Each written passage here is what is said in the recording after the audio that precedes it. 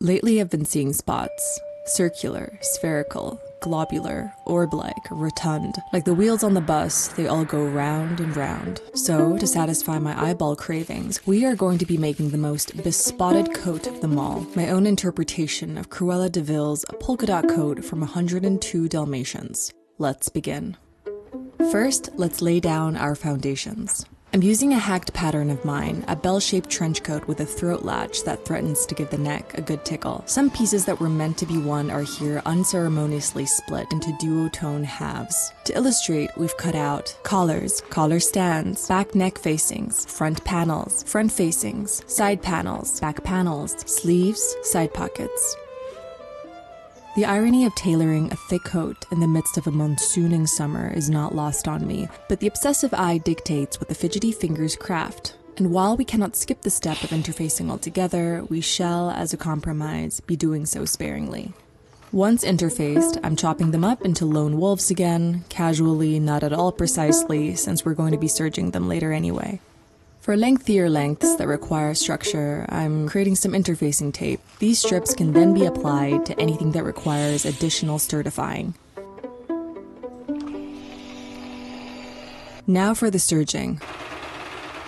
This project is as much as an ode to Cruella as it is to the late costume designer Anthony Powell, who outfitted her villainous character with a scandalous level of opulence fit for an old Hollywood queen. With her edges all cleaned up, we can now unite all the aforementioned pieces that were meant to be whole, making sure to match up all seams with exactitude, as our severely contrasted fabric will not be very forgiving. Fear of misalignment is the mind killer.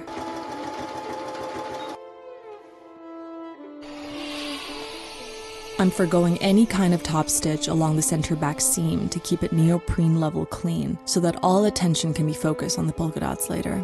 I'm also marking all button and buttonhole areas with thread, just in case these get covered up later.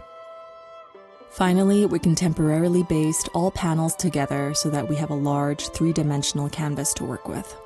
I picked out this ceramic dish to be the chosen circumference for all our polka dots. I'm tracing around it atop some scrap paper. These will be cut up and used to ascertain exactly where each polka dot will go, thereby letting me know the exact number of polka dots needed. Once we've turned our scrap paper into a reasonable pile of polka dots, it's time to tackle the canvas.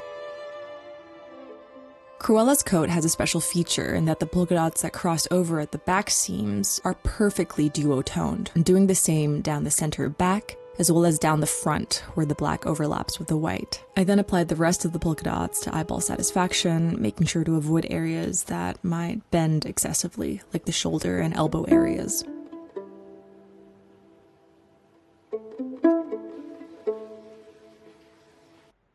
Now for the polka dots. I ideated a bunch of ways to create them, ended up choosing a woven technique that will be slightly kinder to my sight.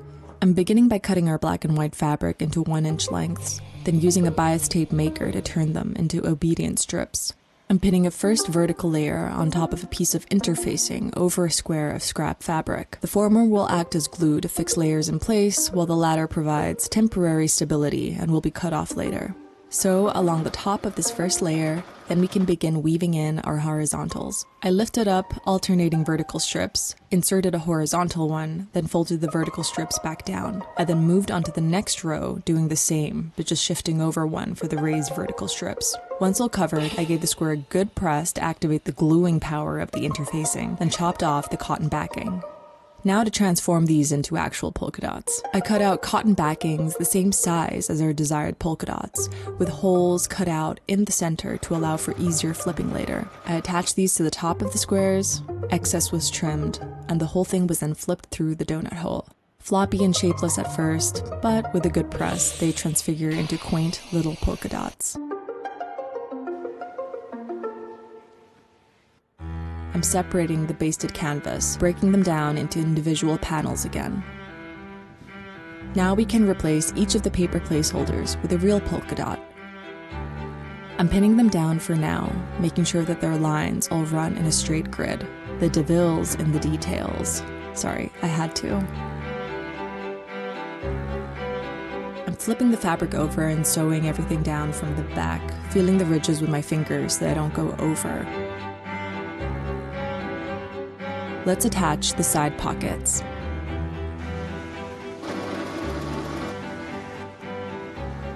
Since the side pockets on my pattern are part of the front and side panels, I'm bringing these two panels together, right sides facing, ears kissing, edges hugging.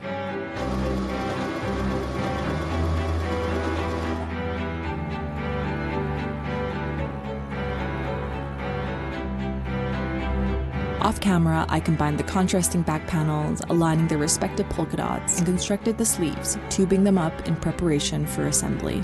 Attach each of the collars to their matching collar stand. I'm using white thread for the white areas and changing to black thread for the black areas. Finishing off with a good press over a tailor's ham for a seam that's curved, smooth, and neat. The late costume designer Anthony Powell said that the zebra print hinted that Ella had actually reverted back to Cruella and that she was simply putting on an anti-fur facade for the world. I am enough of a hoarder to already have zebra print fabric, but not enough of a planner to have enough of it. I had to use some black lining fabric for the inner side panels. Attach front facings to the lining and fill on the back neck facing. To combine the panels, let's begin by attaching one of the finished collars to the lining unit with the back neck facing, and the other to the neck of the shell. Now we can finally attach these two larger master panels together, right sides facing, starting at the collar and moving downward to the rest of the garment, making sure to omit the armholes. Sew, trim, and, with the flurry of an out-of-practice magician, flip it all out.